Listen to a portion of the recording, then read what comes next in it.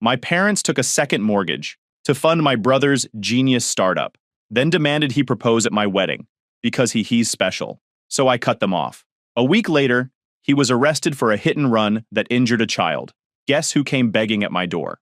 Hey Reddit, my brother's the golden child. I'm the wallet. My twin sister and I paid to keep our parents' house standing. But when my wedding came up, they tried to pull the dumbest stunt yet. Let me back up. I'm Liam, 28. My twin sister Nora is also 28. Same birthday, same childhood, same role. Backup models for the real son. Our older brother Connor is 31. The golden child. The special one. The reason our parents are drowning in debt they'll never escape. I'm a claims adjuster for a mid-size insurance company. Nora works as a vet tech. Connor? He's professionally unemployed with a resume full of stories about why every job just wasn't the right fit. Growing up, Nora and I developed what we call the escape code. 3 words. Ready to bail. One of us says it. We're both out the door within 60 seconds. No questions, no hesitation. We've used it at family dinners, holidays, birthdays, anywhere the favoritism got too thick to breathe. The pattern started early. When Nora and I turned 9, we each got a used board game from a garage sale. Connor turned 12 that same year and got a brand new motorized dirt bike. I asked Mom why. She said, "He's the oldest. He needs bigger experiences." Nora cut in. "That doesn't track. What experience comes with a motor we're not allowed to touch?" Grandma Rita snapped, "Don't question your mother. Your brother has potential you two don't understand." Potential. That word followed Connor everywhere. A year later, I saved lawn mowing money for months to buy a model rocket kit. I spent 2 weeks building it. Connor thought it would be funny to light it off inside the garage. It exploded against the ceiling, destroyed itself, scorched the drywall. I ran to Mom crying. She sighed like I'd inconvenienced her. "You should have put it somewhere safe." Connor was just curious. Nora stood up from her homework. "He destroyed Liam's project on purpose. Make him replace it." Grandma Rita's face hardened. "How dare you accuse your brother of malice? He's creative. Creative people make mistakes." Connor walked away. No punishment, no replacement, no apology. Nora and I got a lecture about being more understanding. That night, Nora knocked on my bedroom door and sat beside me on the floor. She didn't speak for a long time. Then she said quietly, "We have each other." We were 10. When Connor was a senior and Nora and I were freshmen, things got worse. He brought home report cards with C's and D's. Mom celebrated like he'd won a scholarship, took us to dinner, told him how proud she was. 2 weeks later, Nora and I brought home straight A's.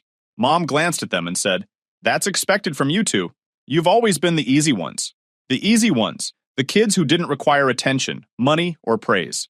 Connor got priority for the family car, took it whole weekends, returned it with dents and an empty tank. Once he came home with the bumper hanging off. Dad asked what happened. Connor said, "Parking lot thing, not my fault." Dad sighed and paid for repairs. Then one night, Connor came home past curfew, clearly buzzed, keys slipping in his hand. Dad smelled it immediately. "You've been drinking and driving?" "Just a couple beers." Connor shrugged. "I'm fine." Dad took the keys but didn't ground him or report it. He only said, "Be more careful next time." The next morning, Mom asked, "Want waffles, sweetheart?"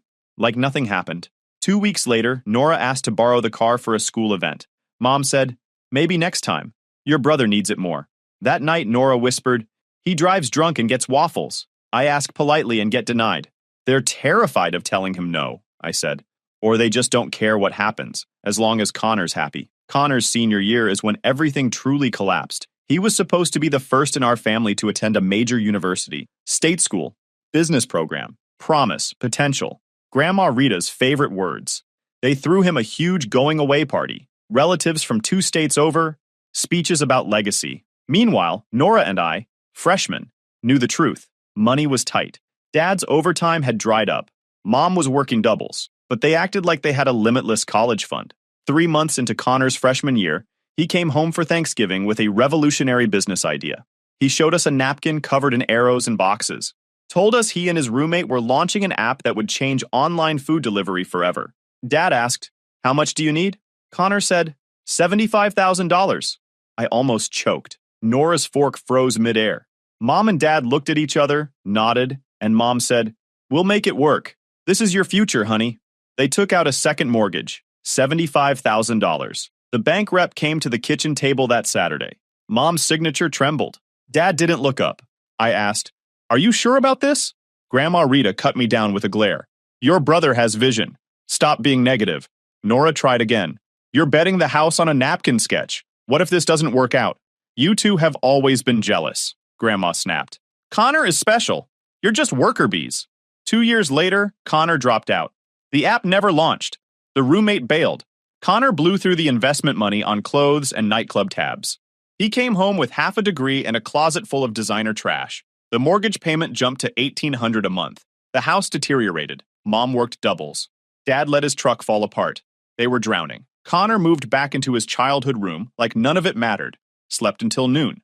Cycled through career ideas, real estate, crypto, sports betting consulting.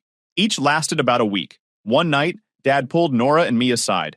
His hands shook as he slid over a stack of past due notices. We're 4 months behind. The bank sent a foreclosure warning. We have 60 days. How much do you need? I asked. $1,200 a month, just until we stabilize. We both knew Connor wouldn't help. Nora and I stepped outside. She whispered, if we don't do this, they lose the house. So we did it. $600 each, month after month. 3 years later, we'd paid $43,200. Connor, maybe $5,000 total. We never got added to the deed. Never got a thank you. Some months not even acknowledgement. I started keeping a ledger about a year into the payments. Simple spreadsheet, date, amount, confirmation number from the bank transfer. Nora did the same. We compared notes every few months. We also tracked Connor's contributions, or his lack thereof. Month 7, Connor bought a $1,500 gaming computer. Nora saw it being delivered. She texted me immediately with a photo. The same month he told Dad he could only contribute $50 because money was tight. I saved that screenshot. Month 14, Connor took a weekend trip to Vegas with his buddies. Posted photos on social media of him and his friends holding expensive drinks at clubs. That month his contribution was $0. When Dad asked him about it, Connor said he'd had the trip planned for months and couldn't back out. Nora took screenshots of those posts too. Month 20, Connor started dating Fiona. She worked as a receptionist at a dentist's office. Too good for him, but somehow convinced he had potential. Connor started spending like he had a trust fund. New clothes, restaurants, concert tickets. I asked him once where the money was coming from when he was barely working 20 hours a week at a sporting goods store. He said, Mom helps me out when I need it. I stared at him. Mom's giving you spending money while Nora and I are covering $1,200 a month on the mortgage? He shrugged. She wants me to be happy. That's what family does. Fiona was there when he said it. She looked uncomfortable but didn't say anything. Just excused herself to the bathroom. I showed Nora the ledger that night. Her folder had photos of Connor's new sneakers, screenshots of his restaurant check-ins, evidence of a lifestyle funded by our parents while they begged us for mortgage money. Around month 30, I met Tessa. She worked as a graphic designer for a local marketing agency. Smart, direct, didn't tolerate nonsense. We met through mutual friends at a cookout. When I told her about the family situation, she didn't judge. She asked, "Are you okay with it?" I said, "Honestly, no, but I don't know how to stop without watching them lose everything." She said, "Maybe the person who should stop them from losing everything is the one who caused it." I sat with that for a minute. Then I asked her what she'd do. She said, "I'd walk away, but I'm not you. You have to figure out what you can live with." What stuck with me wasn't her answer. It was the fact that she didn't tell me what to do. She just made me think about whether I was doing this because it was right or because I was scared of what would happen if I stopped. A week later, she asked me if I'd thought about it more. I said, "Yeah, but I still don't have an answer." She said, "You're allowed to be stuck. Just don't let being stuck become permanent."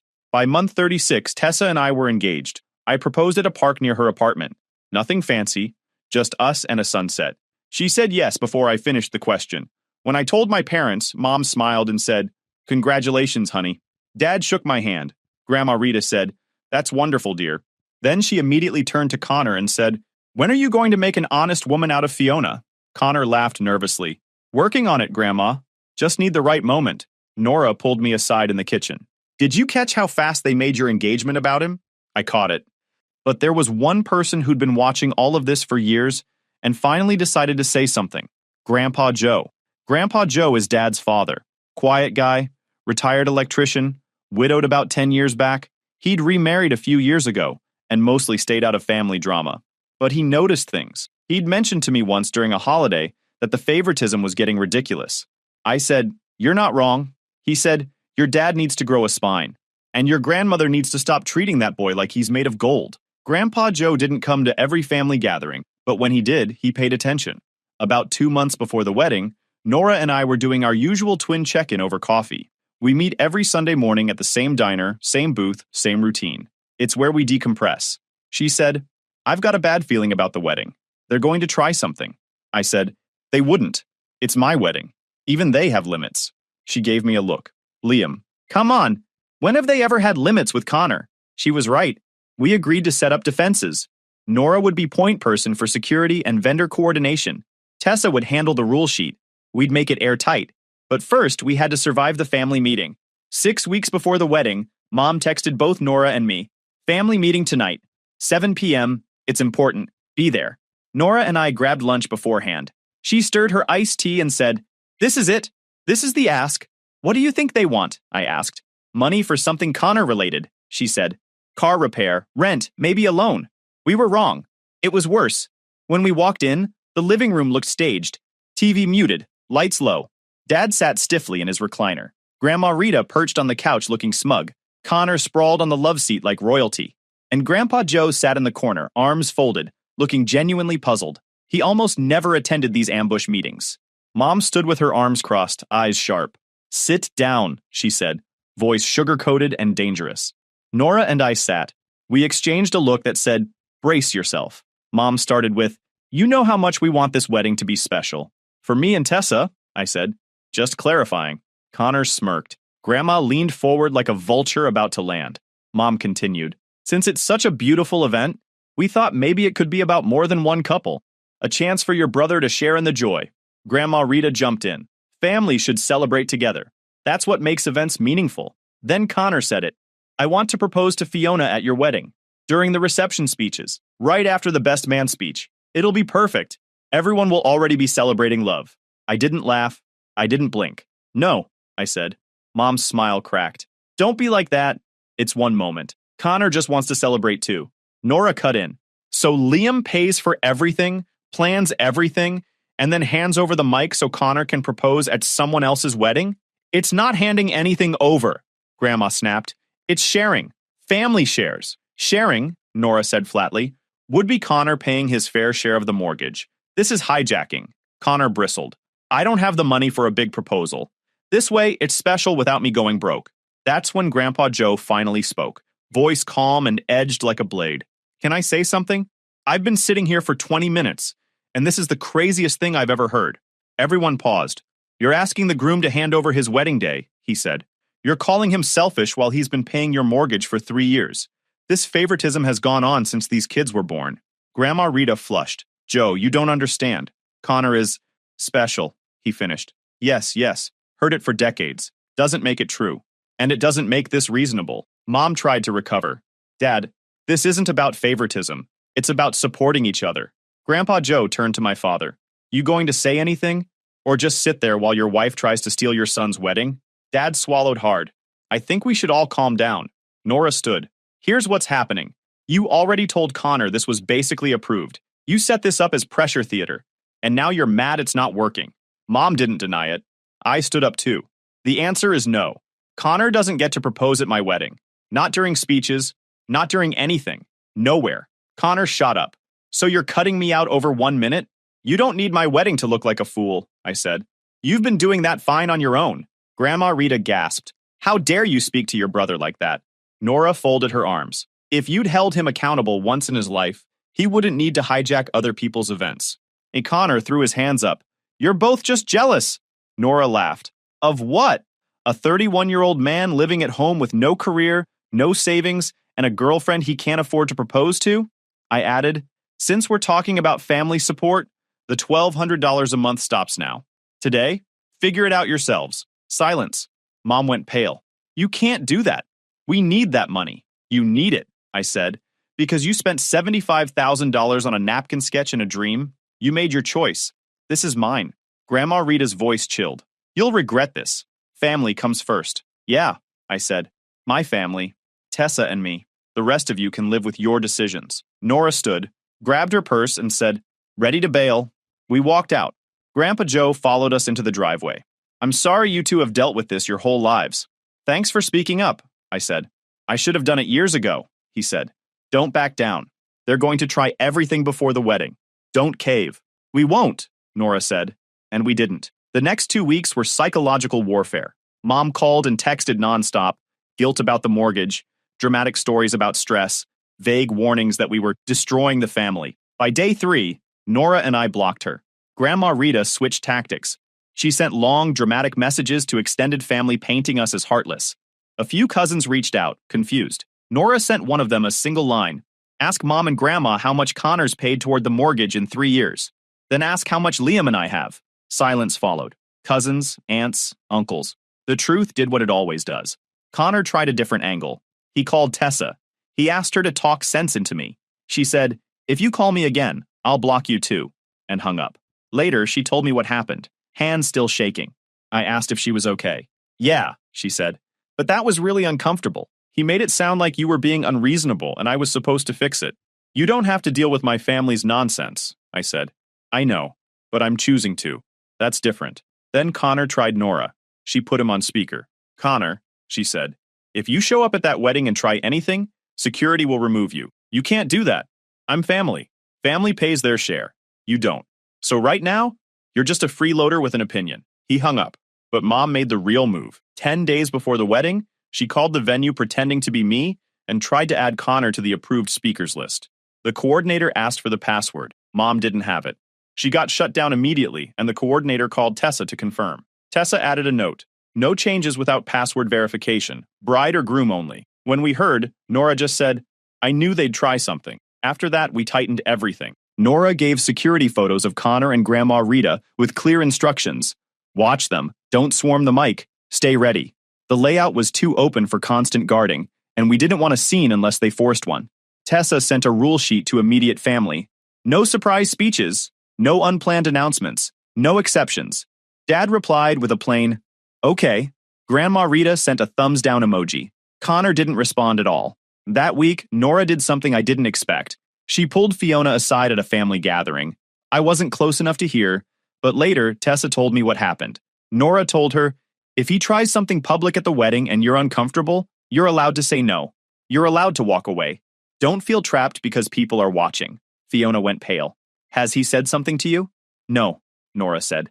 "I just know my brother. You deserve to know you have options." Fiona hesitated, then admitted, "I told him I didn't want a public proposal. Multiple times. He keeps saying he'll do something private, but then talks about big romantic gestures. I don't know if he listens." Nora told her, "Then it sounds like you already know your answer. You just haven't said it yet." Tessa said Fiona looked like someone had handed her oxygen. The night before the wedding, Nora came to my place. Tessa was out with her bridesmaids, so it was just the two of us. Nora adjusted my boutonniere even though I wouldn't wear it until the next day. "You ready for this?" she asked. "For the wedding? Yeah. For the family drama? No. We've survived worse," she said. "We'll survive this." I laughed. "Remember when we were 10 and you said we have each other?" She smiled softly. "Still true." We sat in quiet for a moment. Then she straightened up and said, "If they try anything tomorrow, I'll handle it. You stay with Tessa. Don't let them pull you into their mess. Ready to bail if needed?" I asked. "Always," she said, and she meant it. Every word. The wedding was at an outdoor venue with a lake, string lights, and enough space for 100 guests. We'd kept it simple. Small ceremony, decent reception, good food, no drama. That was the plan. Tessa's side showed up on time. Professional, respectful, normal. My side showed up looking for a fight. Grandma Rita wore a dress that looked like she was attending a royal gala. Connor showed up in a suit that fit him like a tarp, clearly borrowed. And Fiona looked like she wanted to disappear. Nora spotted them immediately and moved into position near the security guys stationed by the reception tent entrance. The ceremony was perfect. I got nervous halfway through my vows, and my voice cracked. Tessa squeezed my hands and smiled. For 25 minutes, Connor and Grandma Rita didn't exist. Then the reception started. The speeches went smoothly at first. Best man went first, told a funny story about me falling asleep during a work training and waking up to everyone staring at me. Tessa's maid of honor went next, heartfelt and sweet. That's when I saw Connor stand up. He was at a table near the back. Fiona was grabbing his arm, trying to pull him back down. He shook her off and started moving toward the microphone. Nora signaled security, but Connor was closer to the mic than they were. He moved fast. I stayed next to Tessa and kept my hand on her shoulder. Connor grabbed the mic before security got there. "Everyone, I have something important to say." The crowd went quiet. Every eye turned to him. I didn't yell. I didn't rush him. I just said loud enough for everyone to hear. "Quick PSA, folks. This is an open mic night. If you didn't pay for the venue, sit down. A few people laughed nervously. Most just sat frozen. Connor's face flushed, but he held the mic. No, listen, this is important. Fiona, I love you. Fiona stood up so fast her chair scraped the floor. Connor, stop, right now. He froze. Her voice was shaking, but she didn't back down. I told you I didn't want this. I told you not to make a scene and you did it anyway. Guests started whispering. Connor's eyes darted around like he thought he could salvage it. Babe, just let me finish. No, Fiona said louder. I've told you for weeks I didn't want a public proposal, especially not at someone else's wedding.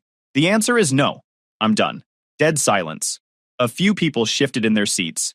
Someone coughed. Grandma Rita looked like she'd been slapped. Connor's face crumpled. He turned toward me as if this were somehow my fault. You did this. You ruined everything. I kept my voice calm. You ruined it when you tried to hijack someone else's wedding. Don't blame me because she saw through you. More whispers, more uncomfortable silence. Connor's humiliation spread through the venue, but nobody was clapping. It was just awkward and tense. Security reached him. Two guys in suits, calm but firm. Sir, you need to leave. Connor tried to pull away. You can't do this. I'm family. Family knows better, I said. Security, please escort him out. A few scattered claps came from Tessa's side. Most people just watched in silence as Connor got walked out. Fiona grabbed her purse and left through a different exit without looking back. But Grandma Rita wasn't done. She stood up, cane in hand, voice sharp enough to cut glass. You selfish brat. You humiliated your brother in front of everyone. You're a disgrace to this family. I turned to her and said calmly, Security, my grandmother needs help finding her ride. That got more reaction. A few people actually laughed. Even some from my side who usually stayed silent were shaking their heads. Grandma Rita sputtered, called me ungrateful, and stormed out. The rest of the reception was smooth. We danced. We ate. The best man made fun of my dance move. Tessa finally relaxed. Nora leaned over at one point and whispered, That was the cleanest shutdown I've ever seen. We should have charged admission, I said. But as Tessa and I left the venue that night, she said, Can I tell you something? Of course. She took a slow breath before speaking. I was terrified Connor was going to ruin the whole day.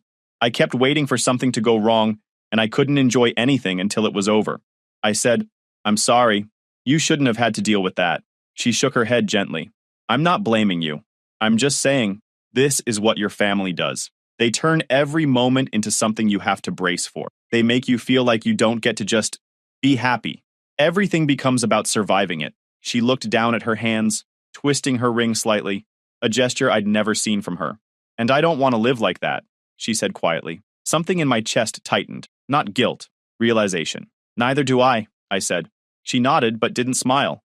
She needed more than reassurance. She needed proof. Good, she said softly, because I need to know we're building something different. Something that isn't controlled by your family's chaos. Her voice wasn't angry. It was tired. We are, I said. I promise. And for the first time that day, she exhaled like she believed me. Or at least wanted to. The week after the wedding, Connor spiraled. Fiona didn't just break up with him. She erased him, blocked him everywhere, and told mutual friends she felt like she was finally breathing again. Honestly, that tracked. Connor moved back into our parents' house full-time, slept half the day, ranted online the rest, and got fired from his part-time job within a week. Same old pattern, except this time, Nora and I weren't cleaning it up. We heard updates through cousins. We didn't reach out. Grandma Rita, meanwhile, went nuclear. She flooded family chats with messages claiming Nora and I had abandoned Connor in his darkest moment. Some relatives bought it. Most stayed quiet. A few reached out privately, but Nora shut it down. We don't owe anyone the story, she said. Not yet. Mom tried emotional guilt. She left Nora long voicemails about being overwhelmed, how the mortgage was falling behind again, how we were destroying the family. Nora saved the messages, then blocked her. Dad called me once, sounding decades older. Son, I understand why you did what you did. I should have spoken up years ago. Thanks, Dad, I said. But understanding isn't change. 3 weeks after the wedding, everything got worse. It was close to midnight. Tessa and I were in bed when Nora called. What's wrong? I asked. Mom just called me. Connor's in jail. Hit and run. He hurt someone. My stomach dropped. What? He was driving impaired. Ran a red light, hit another car, panicked, and drove off. Cops found him hiding behind a gas station. How bad is it? A mom and her 6-year-old daughter. Broken leg. Concussion. I closed my eyes. He hit a kid and ran? Yeah. And Mom wants us to help. Help how? Lawyer, bail, controlling the story. She's already telling people it was an accident. She wants us on a call in 10 minutes. Let me talk to Tessa. When I told her, she sat straight up. Liam, don't let them drag you into covering this up. I won't. I just want to hear what they try. Then don't let fear make your choices, she said. 10 minutes later, Nora and I joined the call. Mom didn't waste a second. We need your help. Connor made a terrible mistake, but we can fix this together. A mistake is locking your keys in the car, I said. He heard a child and ran. He panicked, Mom insisted. He knew how to run and hide, Nora snapped. He knew how not to call 911. Dad jumped in. Bail is $12,000, we don't have it. So you want us to pay $12,000? I asked. No, just $1,200 with a bondsman, Mom said quickly. Then we need help with a real lawyer. You already have $1,200, I said. You've been hiding it for him. Silence. Dad said, What? You've been behind for months without asking us for more. You had money. You just weren't using it for the mortgage. Mom's voice tightened. We needed an emergency fund, in case something happened. Something like this? Nora shot back. Mom said, We can't let him sit in jail. He's family. He chose to drive impaired, Nora said. He chose to hit someone. He chose to run. Dad tried. If we don't get him a good lawyer, this could ruin his future. Maybe it should, I said. Mom began crying. Please. If we use the emergency fund, we'll lose the house. We need you two to cover the mortgage again. Just temporarily. Grandma Rita snapped in the background. How can you be so cold? A child is hurt, and all you care about is money. No, I said. I care that you're trying to protect the person who hurt her. Mom whispered, We need you to be the responsible ones. Like always. No, Nora said. We're not paying for bail. We're not paying for a lawyer. We're not rewriting the story. We're done. Mom sounded stunned. What? Grandma Rita shrieked. You're abandoning him. He abandoned that little girl, I said. Mom sobbed. You're going to let him go to prison? You built this, I said. With the mortgage, the excuses, the decades of pretending he was untouchable. Dad said softly, Just think about it. Sleep on it. No, Nora said. Don't call us again about this. I added, And if you try to use relatives to pressure us, we'll send them every document. Mom's voice dropped to a hiss. You're both dead to me. Okay, Nora said. We can live with that. After the call, I texted Nora. You okay? No, she replied. But we're right. Yeah, we are. 30 seconds later, Grandpa Joe called. Your mom wanted me to talk you into helping, he said. I told her absolutely not. A child is hurt. Connor needs to face this. That's what we said. Good. Don't bend. We won't. That night, I barely slept. Every time I closed my eyes, I saw a 6-year-old in a hospital bed because my brother thought rules didn't apply to him. Tessa wrapped her arms around me. You did the right thing, she whispered. I know. It just doesn't feel good. It's not supposed to, she murmured. Doing the right thing rarely does.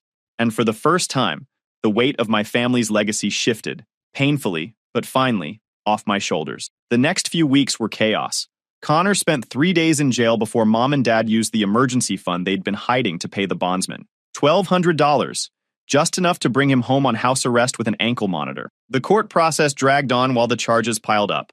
The little girl's family hired a lawyer, and everyone knew a civil suit was coming. Mom immediately launched into damage control. She sent messages to extended family insisting Connor had panicked, that he'd made a terrible mistake, that Nora and I had abandoned him at his lowest point. She left out the parts that mattered. The 6-year-old with a broken leg, the concussion, the fact that Connor ran and hid instead of calling for help. Grandma Rita took up the banner, insisting Connor was being judged unfairly, calling Nora and me heartless.